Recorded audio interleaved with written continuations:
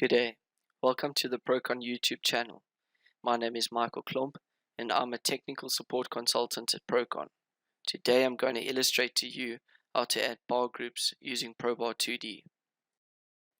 This video discusses the parameters of the add bar dialog for bar groups and will illustrate how to draw in bar groups by following the AutoCAD prompts.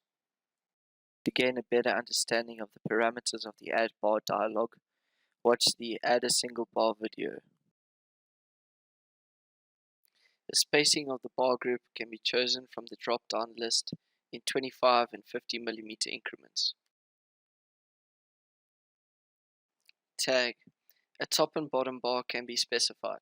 The sketch on the right of the screen illustrates the difference between the T1, T2, B1 and B2 tags. Select the Group button in the Type to Add box.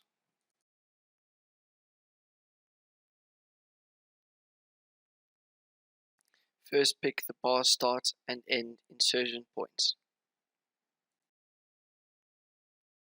Then choose the group start and end point. The program will automatically space the bars according to the spacing defined in the Add Bar dialog. Thereafter, specify the location of the text. Lastly, decide whether or not to reduce the cover of the bar. By default, the Add Bar dialog reopens after the first bar group is added. Notice that the bar mark automatically increments when a new bar group is added. First pick the bar start and end insertion points. Then choose the group start and end point. Thereafter, specify the location of the text.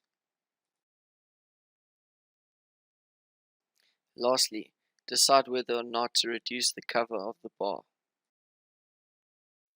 To ensure that the member's full area has been detailed, click on the Expand Bars button. Thank you for taking the time to watch this video. For more tips and tricks, don't forget to subscribe to our channel and hit the bell icon to get notifications.